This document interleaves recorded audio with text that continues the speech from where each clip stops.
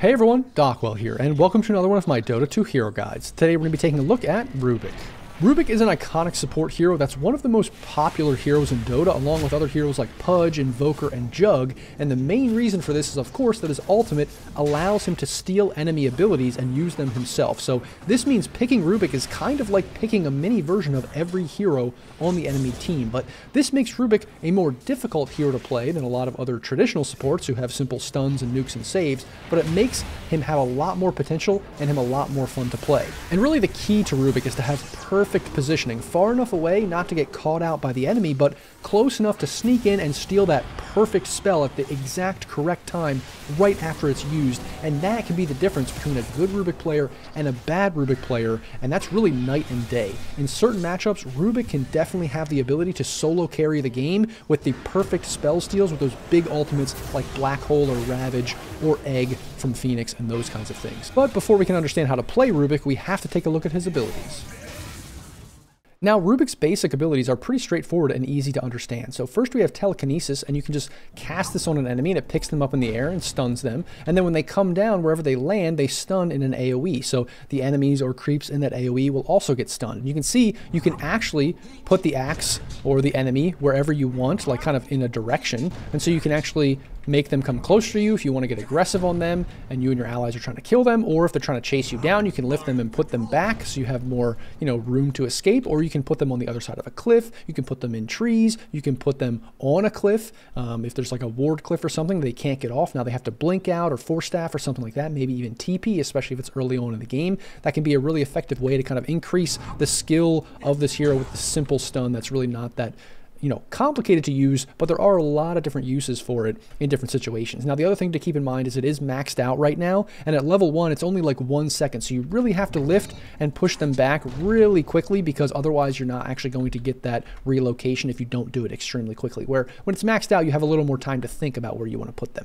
And then next we have Fade Bolt, and this ability is really good for harassing the enemy. Basically, you just click it on an enemy, and then it does damage to them and jumps around in that AoE from creep to creep or from enemy to enemy. And then each jump does a little bit less damage, so it's a little bit like Mystic Snake from Medusa, but kind of the opposite of that. But the other thing it does, which is really important, is it gives this debuff of damage reduction, which is great for trading in the laning stage or harassing in the laning stage, and also annoying the enemy core, so it's a lot harder for them to secure last hits. And then even later in the game, when you have this maxed out, if people aren't dispelling this damage reduction from Fade Bolt, they can do a lot less damage in the team fight. And that's not something people think about a lot. It's not one of those big debuffs that you really are focused on, but that can have a significant, impact in turning fights later in the game. So just keep that in mind.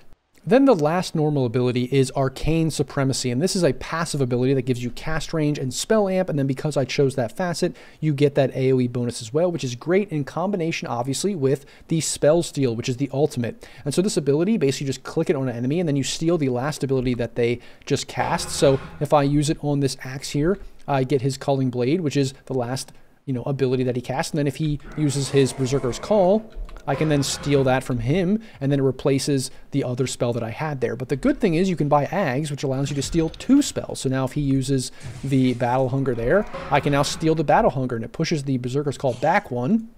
So if he uses Culling Blade again, and then I steal that, I will lose the Berserker's Call, and I'll still have Battle Hunger. So it kind of rotates through all of those. And then the other thing to consider about the Ags as well is that any ability that you steal, if it does have an Ag Scepter version of that, you will actually get that Ag Scepter version of that ability, which is really good in a lot of different circumstances, so keep that in mind. And then the Shard here, it is pretty good. Basically, it just allows you to use Telekinesis on allies to save them. You can pick them up and reposition them to save them, get them out of trouble. That can be good in some circumstances. Obviously, if you get it for free, that's great. It's just not the most impactful thing of all time. It's not like the best Shard in the world, but having it for free and saving allies can be very good in some situations. So that's Rubick. Those are his abilities. Now let's jump into a game and see how he's played.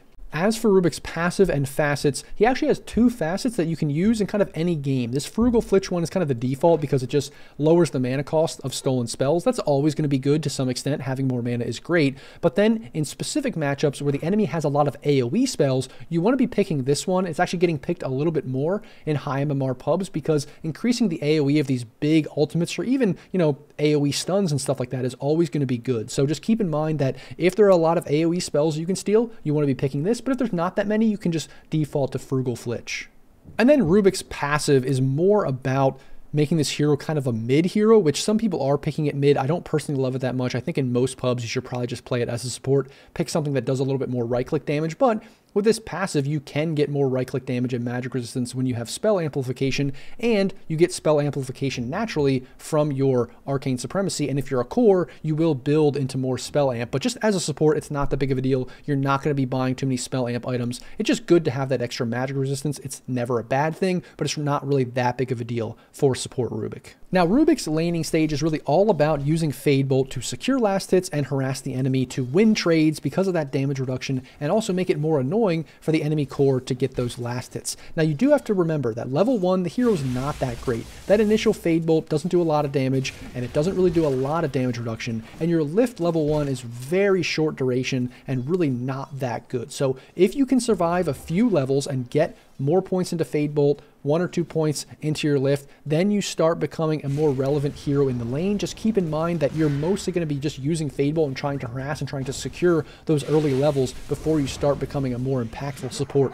later on. Then at the end of the laning stage, just keep in mind that Rubick is a great hero to roam mid because that lift can put those heroes out of position over the cliff or just back a little bit to just get that extra damage out on the mid laner, on the enemy team, unless it's like a Queen of Pain, of course, when they can just blink out. But just keep that in mind. You're great at contesting those runes and just adding that extra bit of damage and extra bit of stun to the enemy mid so that you can maybe secure the game and snowball it from there. So keep that in mind. It's maybe not a Bounty Hunter or Spirit Breaker or Pudge or something like that, so it's not that effective in terms of those heroes rotating mid, but it is very good, especially with that positioning ability. Then after the laning stage, your main goal is getting 6 as quickly as possible. The best thing to do is just take a lane by yourself, mainly the mid lane. If your mid is going to gank with like the 6 or 8 minute rune, try to get solo experience if at all possible, because you're not a great jungler. You need to have a lane that you can sit in so that you can soak some XP, get some solo XP, so you can get 6 as fast as possible, and then you can really start participating in fights and ganks.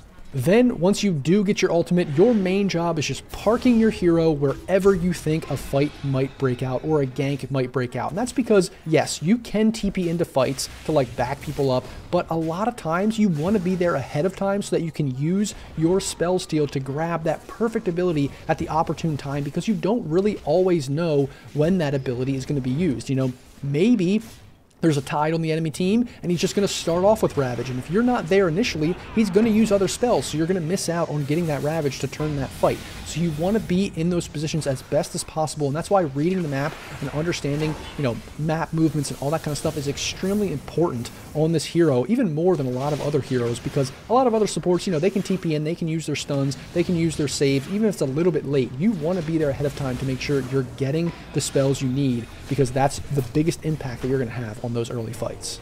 Then obviously late game and team fighting, it's really all about spell steal, prioritization, and positioning. So you have to ask yourself in every single game, in every team fight, before anything happens, what spells do I need to steal, and where should I be in the fight to actually steal those spells and have the most impact? Sometimes there's not big spells. You can just steal all the little spells, use as many as possible, as many as you can get out. It's not that big of a deal. But sometimes you don't even want to be using early spells because you don't want to show so that the enemy off lane or maybe the enemy mid can jump on you and kill you before you do anything. So sometimes you really just need to be careful and wait for that big spell to happen. It just is all about understanding matchups and predicting how the fights are going to play out, whether you're initiating or the enemy is initiating, just in different scenarios. There's so many different things that can happen that's the skill of Rubick, is kind of playing things out in your head ahead of time, understanding how that's going to happen, and then prioritizing what you need to be stealing, and then when, okay, I got the big spell, I casted it, now I can steal a bunch of different things. Or there's no real big spell that I need to wait for, I can cast a bunch of things ahead of time. And that's really